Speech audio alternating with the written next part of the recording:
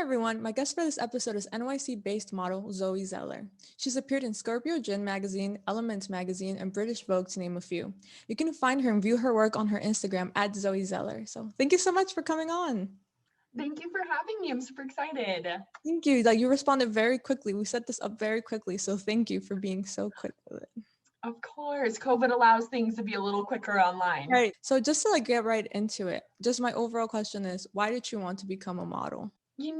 I don't really remember a time where I didn't want to become a model. I started kind of for fun when I was 14. And once I had a few people say this is a possibility of a career instead of just, hi, I'm a fashion model, like I take selfies. So once a couple people told me it could be a career, I just really set myself throughout high school and moved to New York as soon as I turned 18, and it just hasn't stopped.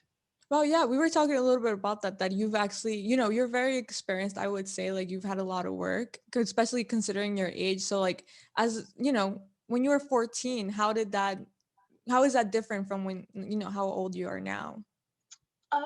So the location is the biggest thing, because being 14 in Colorado, of course, there's not much you can do under the age of 18. Like Fashion Week doesn't do girls under the age of 18 usually, because they don't want to have the parent there. Right. So the opportunities being under the age of 18 and then also in Colorado has a lot of amazing designers, makeup artists, and photographers, but no clients.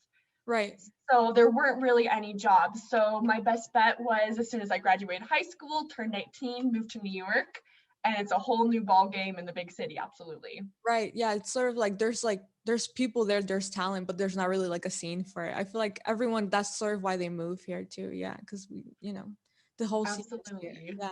Oh, like how did you start modeling like once you got to the city? I did make sure we did everything in the best way possible. So I did have a mother agent in Philadelphia, and she calls it shopping agencies. So in March of 2017, I believe, we went to New York, looked at agencies, met with agencies, and then I had a couple offers, and then I was able to pick and sign a contract before moving. So we did make sure everything was kind of set in stone. We weren't trying to be crazy and just move for fun. Right. Yeah. Cause I've heard a lot of stories about like people personally that they're like, oh, I just moved in here. I moved in. I have no job yet. I just sort of arrived. So it's like, yeah, I was like, that's scary. I can't believe you guys, do that. But yeah, I feel like it's good that you were able to sort of plan things out before you moved in. So you said you worked with like an agency before, like even before you moved here, you were already working with like an agent, I think you said. Yes, so I have an amazing mother agent in Philadelphia. I have been working with her since about 2015. Okay. So she was able to give me a professional agency in Colorado to get a little bit of experience. And then she also got me signed with an agency in Chicago while I was in high school because I did a little bit more younger work. Mhm. And then she did get me signed in New York in between 2017 and 2018. Right. So like, how did you find her? Like, I went to a modeling and acting school in okay. Colorado, and I was very, very lucky that the director of school kind of took me under his wing and just had a contact with my mother agent because they used to work at Elite together Okay. 30, 35 years ago. So they've just worked together for a long time. So he just had that contact. Right. Yeah, that's what I was gonna ask you about because on your Instagram bio, I saw that you have a talent director and a teacher. Like, I don't really know much about like the whole aspect, so I was like gonna ask you like, what is that? What is that? What are their jobs like? Where are Yes, they do so for you? those are, if you kind of look at my bio, it'll say model and I will list my agencies. Mhm. So like I'm with Select Model in Chicago. I'm with Donna Baldwin in Colorado. My mother agent is Ellen Wasser Herren, and then my New York agency is Fenton. Right. When I say talent director and teacher, those are my separate jobs outside of modeling. Oh, okay, sure. Yeah, that's I was like, oh, like what does that consist of? Because I didn't know if it was like related to like modeling or if it was like separate or like yeah, because I saw that you went to like the as you said the modeling and like acting school and I was like, oh cool, how does one like come across it? Like did you decide first you're like, oh I want to be a model and then like your parents are like you decided to like to put you into the school? Yes, so I bugged my mom for years and years and years. When I turned 14, she was like, you know what? Let's go for it. She was like, no one's gonna call my daughter back. No one. She was like, she doesn't even brush her hair. So I was like, we're gonna be fine. And I got an offer from Wilhelmina when I was 14, and my Wow. mom freaked out. She was like, she's shy, she's not as cute as we know she could be. And so my mom's like, let's go through a school. So I went through a 6-month modeling and acting classes in Colorado to kind of see, is this what I wanted to do? I fell in love with it. And the school then became a kind of smaller full service agency for the meantime. Right. So like I've never heard about like model school before until you mentioned it. Like what did you do there? Like what was like your courses like or your It's really fun because I actually teach at the okay. school I went to. So I have been teaching with them since 2017.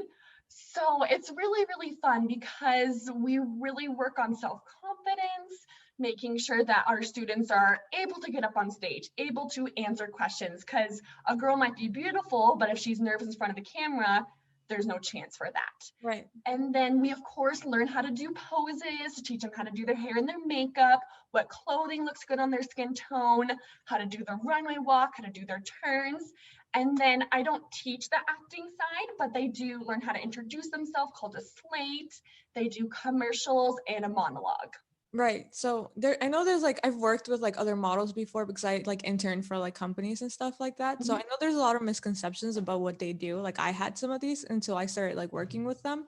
What is your actual day-to-day like? It really depends because I do have 2 other jobs. Right. So my days are kind of crazy. Typically in New York, wake up, eat breakfast, whatever that consists of, and castings are typically earlier in the day. So it does consist of a lot of castings, especially during Fashion Week. It's usually 5 or 6 a day. And then I usually try to plan a lot of photo shoots during the week, just kind of for fun, meet new people, get new pictures for the agency. And then I do work 7 days a week, either 7 to 9 p.m. or 2 to 8:30 p.m. So I do work Monday through Sunday for my other jobs. So modeling as much as I can in the morning and on days off, and then I do work the other jobs to make ends meet for fun. I love it. Right. So I feel like when it comes to taking care of yourself, there's like a lot of things that go around that people say that happens. Like what is actually like in your personal experience, what is like the truth about the whole aspect of taking care of yourself as a model? Like I I really think it depends on the person. right. For some girls, their eating habits are different. Some girls watch their eating habits a little more than others because of just how their natural body shape is. I fortunately just have a high metabolism. So I stay away from dairy and sugar because it does make me break out. But I don't say can't have carbs 6 days a week or something. I typically don't do that. And then honestly, sleep is a model's best friend. Make sure you don't have those bags under your eyes and keep your immune system up. Right. Yeah. So like as I told you before, I'm not like as familiar with modeling and like that whole Mhm. aspect of the industry, but like with the people I interacted with, I know there's a lot of things that people don't realize that models have to do. Like what's something that you think most people don't know that you have to do? Ooh. Honestly, you really, for most people, their job is them talking on the phone or doing something on the computer or presenting. But for a model, your body is your job. Right. So it's always making sure your eyebrows are plucked, your pores are like you do your pore strips. Mhm. Obviously, just keeping like your abdominal muscles in check, keeping your legs lean. Make sure your nails are always clean. Just the little things that become tedious Right. but that most people don't think about because a model's job is her body. So you want to Right. make sure you're head to toe on point pretty much anytime you're in the public eye. You always know you see that girl at the grocery store and you know she's a model, whether Yeah. she's dressed like one or not. Yeah. So Like, I see people in the street and I'm like, I just know she models. She looks like she models. Yeah. Especially because you guys tend to be like taller too. yes, Yeah. You guys yes, that's one of the hardest requirements to meet is the height. Yeah, that's what I was gonna ask you. Like, based on like your experience, like what requirements have you seen for like different jobs and stuff? Runway, they do want you tall. So they Okay, really great. do want you tall. I'm 5'9", so it's kind of like the minimum height, like 5'9" is okay. Oh my God, yeah. Typically, I know, crazy, Yeah, right? I'm 5'1", so I'm like, oh my God, that's like 8 more inches. Yeah. They like you 5'9", 5'10", 5'11" for runway. E-commerce is a little bit, and photo shoots is a little bit more lenient because you're not standing up next to the girls. But for runway, they want all the girls to kind of be the same height when they're walking in a row. They don't want to dip for a short girl and then go back up for a taller girl. Yeah, so And then I think just clothing sizes. There's really no ideal size because I know sometimes the jeans I can pull it up a couple inches when I try it on for a client, and sometimes I can't get it over my thighs. right. So I think it really just depends on the client. Sometimes they like petite girls, sometimes they want a girl with a little bit more of a behind if it's jeans. Mhm. So luckily, New York has all different kinds of clients, so you're kind of able to just keep going. Every no gets you closer to a yes.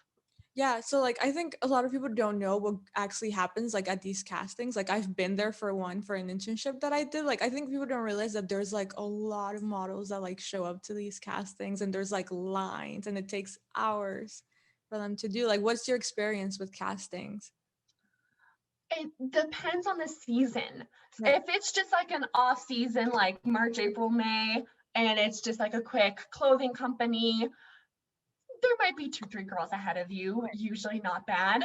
But I remember last February, so the past fashion week that really fully happened, I went to the Kim Kardashian Skims line, and I went about an hour or two after it started.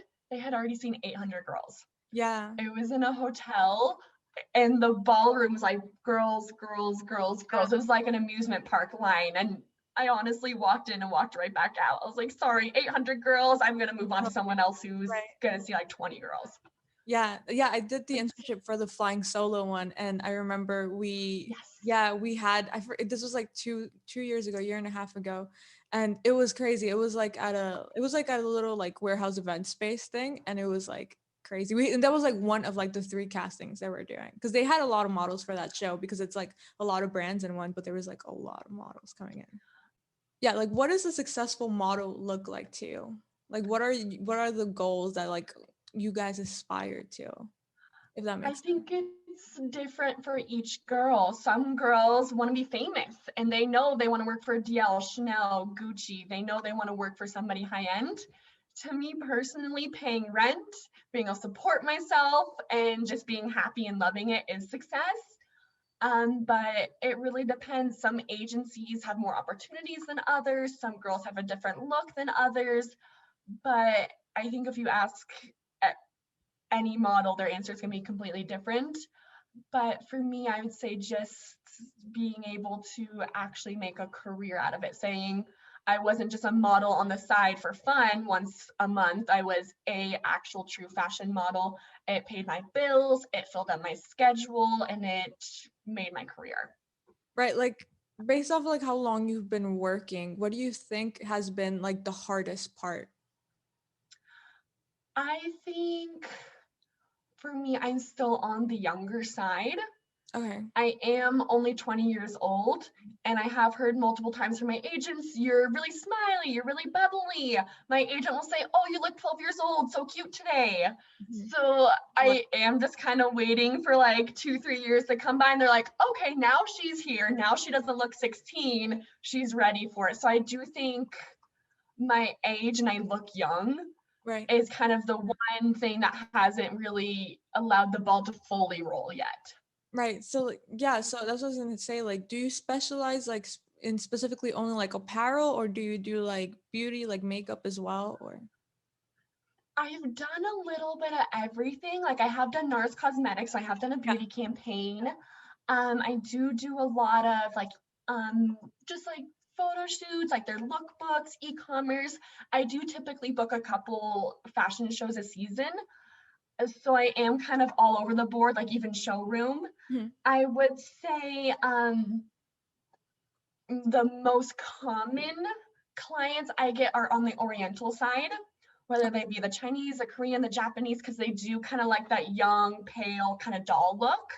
So I will say I do a little bit of everything, but I would say probably 50% of the time, the person who casted me or booked me would be on the Oriental side. Right. Okay. That's because like I know some models only like I only want to do runway or I only want to do like shoots and stuff. Like I only do like beauty campaigns. So that's why I was asking to see like if you had a specific preference, but like which one's like your favorite? Which one's the one that you enjoy the most?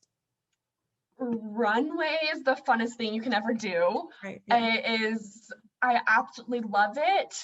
But on the other end, photo shoots are really fun because you get a little bit more out of it. Like on the runway, great, you might get one Getty image picture and a lower rate. If a photo shoot, you might get 10, 20, 30 pictures with the brand name on it. And then I honestly, I'm sorry, I love all of them because showroom pays really well. It's a little bit more relaxed. You get to be a little bit more social. So I honestly think there are pros to all of them. I would say there's not one thing that I would tell my agent, no, I would not do this job. Right. So like right now during like, COVID and the whole pandemic, how has this affected your like work? A lot. My parents pretty much forced me to come home. Right. So I left my apartment in New York in ending of March, was in Colorado for April, May, and then I was in New York for June, July, August. Mhm. And then my lease ended. So I've been in Colorado since August. And I actually, like I told you, moved back to New York a week from today. Right. Yeah. Do you go So back to like not, Fashion Week? Sorry. Yeah. I did not go back for Oh, Fashion Week because of the, there was a 2-week quarantine oh, at okay. that time. And I didn't have an apartment. So it just wasn't going to be Like where am I gonna feasible stay for the to next 2 weeks? Yeah, exactly. exactly. But so it did affect my career a lot on the modeling side. Even in New York when I was there, there were a lot fewer jobs. I just FaceTimed the owner of my agency a couple days ago, and she said it is slower. So on the modeling side, really big downer. But luckily on my other 2 jobs, working for modeling schools, it has kind of bumped up because we're allowed to teach online, enroll students online. So it has been kind of negative for the modeling industry, but positive for my other jobs kind of outside the industry. Right. Yeah, I assume that now because you're able to like teach online, maybe you guys have like kids from like other parts, like not just from like that area of Colorado. Yeah. So I guess it's at Yes. least you have like sort of like a safety net for right now so that you're not just depending on like the modeling. But what Yes. is what is probably like one of the aspects of your industry that you don't like as much, if that makes sense? Oh, I think I don't run into many issues, but I do sometimes think the lack of communication. I know sometimes during Fashion Week, um, casting directors will find the girl they want and they won't tell the agent and they'll keep sending girls. And as soon as you get there, they turn you down. Right. Or if a client is expecting you to bring something to the shoot, whether it be have your hair and makeup done, bring shoes, bring basic apparel, they usually don't communicate that well. And then it's very last minute. So like my agency typically, when we're fully in business, sends castings and auditions at 6 p.m. the night before. So I need to wait until 6 p.m. the night before to let my boss know if I'm coming into work or let my friends know if I can do anything that day. So I think just the lack of communication and it's kind of all at the drop of a ball. We want you here now. Okay, sounds good. I'll drop everything. I'll call out of work, call in sick to be there now. Right. So yeah, it's sort of like you feel like maybe your social life or like your other aspects of your life have to be on pause and it's like you have to choose between the two. Yeah, I see what you mean.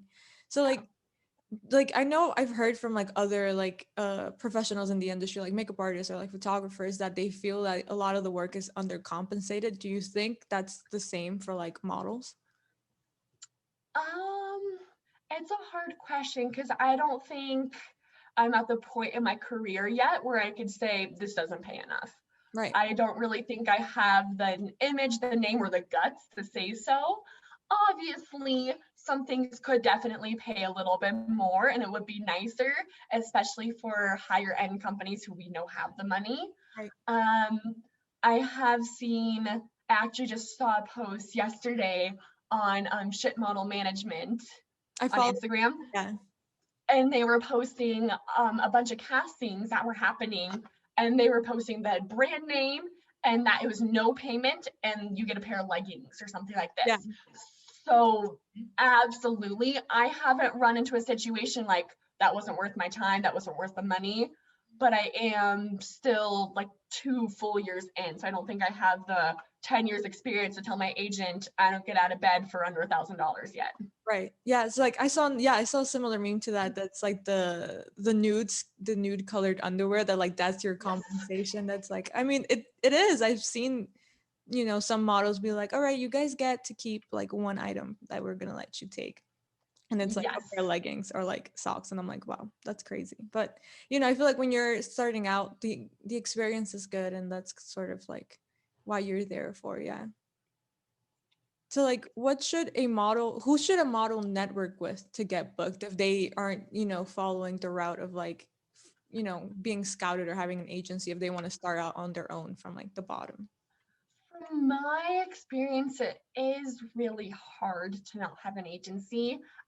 My agency does everything for me. They're amazing. So I really can't imagine not having them behind me.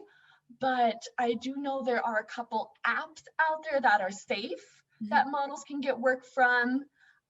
There are some websites that models could get work from. There are great websites and there are actual modding jobs on Craigslist, so there are not safe jobs. Yeah. But networking, just doing for fun photo shoots, and then the photographer has a client the next week and they liked the girl. Right. Or a makeup artist said the model was easy to work with, and the next time a makeup company wants to hire her, she's like, oh, this model was great. So if you don't go the agency route, you need to network with anybody and everybody who could possibly give you an opportunity one day. Right. Yeah. So like this is what I was gonna ask too. Like I know before a lot of people used to get scouted like in the street by agencies. Does that still happen? I really don't think it does, to be honest, because the industry is kind of saturated right now. Right. There are so many models for so few jobs. I know, like the school I work at, we get about 600 applications a week Wow. online to just say, I want to model, I want to act.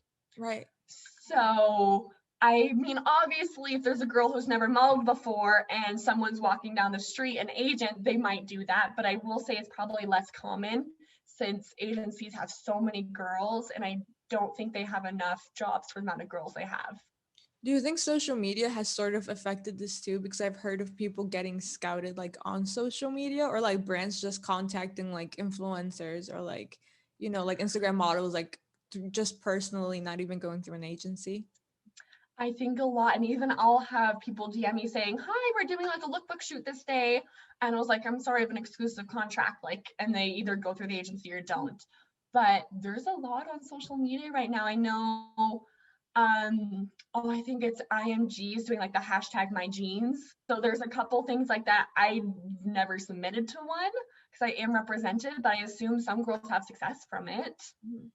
Right. Yeah. That's why I was like, I know someone personally that was scouted off of like social media by like an agency. So that's why I was like, I feel like maybe like social media has really sort of changed how people get scouted or like where they're found or how they're contacted. But It also kind of does help getting jobs because my agency puts our Instagram name on the comp card, puts our Instagram link on the website. So I do know clients look at Instagram because I'll get there and they'll have pictures printed out of like the mood board or something, and it'll be a picture that's not on the website but on my Instagram. So I right. do know they're looking at it, and I think most girls it's beneficial as long as their Instagram's appropriate. Right. Yeah. So it sort of functions also like a portfolio, like in a way where you could like just post Mhm. extra things there. Yeah. So I was just gonna ask, like, do models build a portfolio the same way that like makeup artists do or like photographers? I am not fully familiar with the way they do theirs, but I assume so. I'm old fashioned and I have like a book Right. portfolio. So like the big leather like book. So I am kind of old fashioned. I put this together myself just kind of for fun. It hasn't been like my agent hasn't said this picture next to this picture. And then the website is kind of our portfolio. And honestly, the definition of a portfolio is just all your work, all your tear sheets. So any campaign you've done, any test shoot you've done, any maybe digitals, runway videos, any campaigns, just kind of your best pictures. And I assume it's the best makeup artist's work and the best photographer's pictures as well. Right. Yeah. I see that you worked like quite a bit, especially for your age. Do you want to show us like some of the magazines that you've been in? Sure. So I know you mentioned a couple in the beginning. I would say my favorite one to date would be British Vogue. Right. It's a very, very tiny picture, but I do think it's mighty. And this was actually a flying solo designer. Oh, cool. Yeah. So she came to show for New York Fashion Week, and she also shot her lookbook. So it was a really fun shoot. It was me and Bailey. We're both with Fenton models. And they picked us up downtown, and we drove like an hour and a half all the way upstate to like New Rochelle, and an amazing, beautiful house, which each wall was like blue or purple, had like zebra print. It was crazy. And her designs are really extravagant. And it actually got published in British Vogue like 6 months later. So it did Italian Vogue, did a couple other small submissions, and then all of a sudden the designer was like, "Hi ladies, you're in British Vogue, here's the issue." So it was a really nice surprise a couple months after the photo shoot. Right. Also, I think you said that you were in Scorpio Jin. If you want that one, you could show it to us too. Yes. I love that you mentioned this one because Scorpio Jin was a really old one. This was actually my first publication. I believe I was 16. Wow. So it is a little bit on the older side, definitely. Yeah, like I personally really liked that magazine. So when I saw you were on it, I was like, oh wow. And I didn't know you were 16 when you were on that one. So I was like, that's really interesting. Yes, this was my first beauty shoot, like a first, like someone emailed my agent, they asked for me to do it, and it was in Colorado. Right. Yeah, that's what I was gonna say. Were you still living in Colorado when you took these? Yeah. Yeah, I was still in high school. How was that like to be in high school and like tell people like, yeah, I model professionally, like, you know? I was not popular in high school, and when I started modeling, that did not make me any more popular. The girls looked me up and down like, the blonde, beautiful Barbie girls with boobs, with like thin eyebrows. They'd be like, "Yeah, right." They laughed, and then now they're all up in your DMs. "I want to model. How do you do this? How do you do that?" I'm like, "Good luck, honey." So, yeah. Yes, it did not make me popular in high school, but that's okay. When you first started out, was like, I don't know, the amount of money, like your compensation, do you feel like it was good? Did you get to like enjoy it, I guess, when you were 16? I think by the time I really seriously started, like I took the classes, graduated to the classes, got my pictures together, got my book together. I would say that was probably about 2015 or 16 that I really seriously started. Mm-hmm. So I maybe had 2 years. I did 2 fashion shows for Redken and Pureology. Those were definitely higher end jobs. I did a romance novel book cover, which is very embarrassing, and then I think I did like 1 clothing company. So I really maybe only had about 4 or 5 actual paying agency jobs before I moved to New York. Right. So of course, at that point, I worked at Burger King. So any job outside of serving French fries paid more and was more glamorous. Yeah, exactly. Like I feel like you had a plan of what you wanted to do when you were 16. So you were like, I need to focus on this. Yes, absolutely. If I got in trouble or got bad grades, my parents would be like, "Looks like New York's not happening." Like, no. So it was yeah. a very good incentive to keep me off the wrong side of the tracks when I was in high school. Right, exactly. So like knowing what you know now, where would you have gone? Like you had an agency, so I feel like you sort of avoided that whole issue of like, oh, I don't know if this gig is safe. I don't know if this is real, if I'm gonna get paid, or if I'm gonna like what would you suggest to people who don't have an agency and they want to get like safe jobs, if that makes sense? I did do some stuff because my Colorado agencies are non-exclusive. Oh, so okay. I legally could do stuff outside of them. I don't think I ever got paying jobs, but I did do photo shoots. And I had some very not scary, but very inappropriate photographers, some inappropriate designers that no girl should work with. If the girl's under the age of 18, bring your mom and dad, even if you're embarrassed of them, even if your mom's annoying. It's generally for your own safety. And I really don't suggest going in the Facebook groups and looking at like modeling jobs. I don't suggest going on Craigslist because you don't know those people. Nobody knows those people. Anybody could screenshot someone's Instagram and say they're a photographer. Right. So I really think the apps, at least in New York, so I believe that apps are like Swipecast and New Book. I do genuinely believe those are safe. If you're outside of the state of New York, bring a parent with you, or make sure it's a referred somebody. You've worked with a photographer and the photographer refers the designer to you, Right. refers the jewelry company. I would say referrals are safer than, honestly, Facebook and Craigslist are the worst thing a model could do to start their career. Yeah, like I feel like Craigslist is scary because even for like non-model jobs, I've seen some gigs and I'm like, this doesn't look real. This looks scary. Like, okay. But yeah, I feel like, yeah, especially like I feel like a lot of young girls move to like New York City. Like sometimes girls that like, they've never been in a city before and they get like bombarded with all these messages and it's scary. And it's like, no, please don't listen to them. This doesn't seem safe. This doesn't seem like it's gonna end good. But yeah, I feel like that's something that especially like models have to be really careful with because there is a lot of like predatory behavior out there. Yeah, you should always meet in a public place. And honestly, even if you're 18 and you're scared, bring a friend with you. Yeah, Worst case, you get there, it's safe, the friend can go home. Yeah, exactly. Yeah, even if like if you don't know them, like if you've been referred or like someone, it's like I guess that it feels better, makes you feel a little bit more like Mm-hmm. comfortable. But even yeah, it's like it's always good to bring a friend. Yeah. Absolutely. What is something you wish you knew before pursuing a modeling career? Ooh, I wish I knew that nothing was ever promised and promises can't be kept. Right. Because I moved to New York with one agency. So I have switched agencies, fortunately. I did sign with an agency who promised me I would work. They're like, we love you. You're amazing. They honestly gave me a contract right when I walked in the door. They had been an agency for many years. They had a good representation. So I was like, okay, sounds good. And when I did move, they're like, okay, so we don't think you're 5'9". We don't think you're the correct size. So we're not going to send you on castings and auditions yet. And good luck, honey. And then the Fashion Week came and goes, oh, sorry, we don't think you're 5'9". You can't go on Fashion Week castings. Oh, your skin's too pale. You can't go on a swimsuit casting. Your hair's too short. We're going to cut, or your hair's too long. We're going to cut it. We're going to dye it. So anytime I went into the agency, they had an excuse Right. of why I wasn't working. And got one paying job, they went out of business.